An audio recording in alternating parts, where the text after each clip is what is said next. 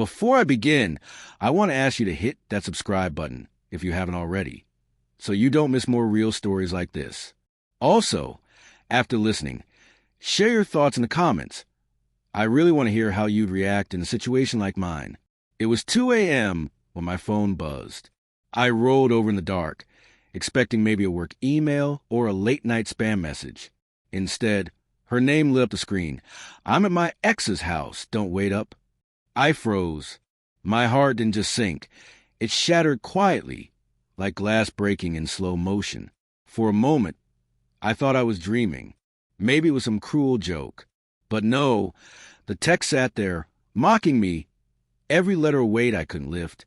I replied calmly, "Okay, sleep well." It was the last shred of composure I had left, because inside I was anything but calm. Questions swirled. Was this a mistake? Did she mean it? Why would she tell me this, in the middle of the night, without warning, without apology? It wasn't the first time something felt off. The signs had been subtle at first, almost imperceptible. She'd take calls in the bathroom, whispering a little too quickly. Her phone would vibrate, and she'd snap it shut before I could see. She'd start canceling plans, citing exhaustion, deadlines, things that made sense at the time. I wanted to trust her. I needed to trust her. And yet, that trust had been quietly eroding, like sand slipping through my fingers. I found myself checking my phone more than usual, looking for answers I didn't want but couldn't resist. The little excuses that once felt reasonable now screamed lies. The next morning, she was home, acting as if nothing had happened. I watched her over breakfast. The way she moved, laughed at things I no longer found funny, and my stomach twisted. I wanted to ask her why, what had driven her to this, but my voice failed me. Instead, I forced a smile and said, "Good morning." Later that day, curiosity mixed with dread, I opened her laptop. I know I shouldn't have, but something inside me needed confirmation, closure. And there it was, chat logs, messages filled with laughter and familiarity, details she never shared with me. Every word was a knife twisting in slow rhythm. I remember sitting there, numb, staring at the screen, realizing that every memory I'd cherished, the late-night talks, the shared jokes, the whispered promises, was now tinged with betrayal. Moments that used to make me smile now cut deep. The way she'd leaned on me, the warmth I felt when she held my hand. It was all a carefully woven mask. I confronted her that night. She didn't deny it at first, but I saw the cracks in her gaze, the hesitation in her voice. "It's complicated," she said, almost like she was trying to explain herself to a stranger. And maybe that's what she was, someone I no longer knew. I listened, though part of me already knew.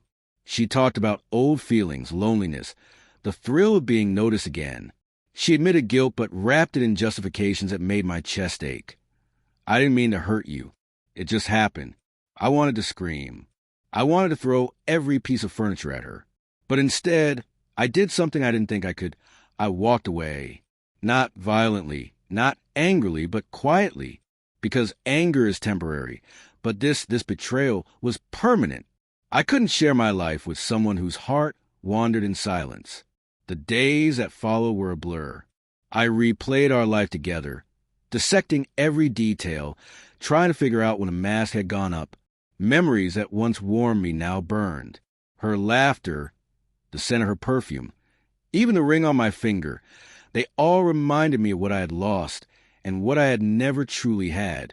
And yet, somewhere beneath the heartbreak, a small seed of strength grew. I realized I didn't have to be defined by her choices. I could grieve, yes, but I could also reclaim myself.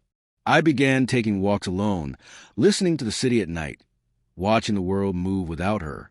Each step reminded me that I could breathe, that I could exist without the weight of her deceit. A week later, she asked to meet. She wanted closure, a chance to explain fully, to beg forgiveness.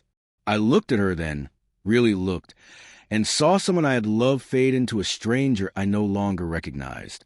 I nodded, said what needed to be said, and left.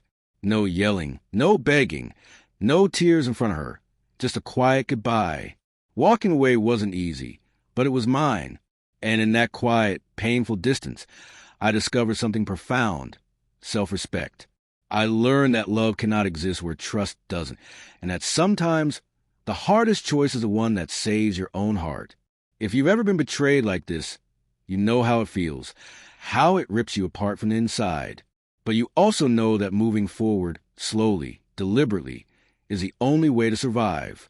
To anyone listening, if you're in this storm, I promise, your life is bigger than their betrayal. Your heart is bigger than their lies. So, share thoughts in the comments. Have you ever faced a betrayal like this? How did you cope? I want to hear your story, and I want us all to remember that even in heartbreak, we can find strength.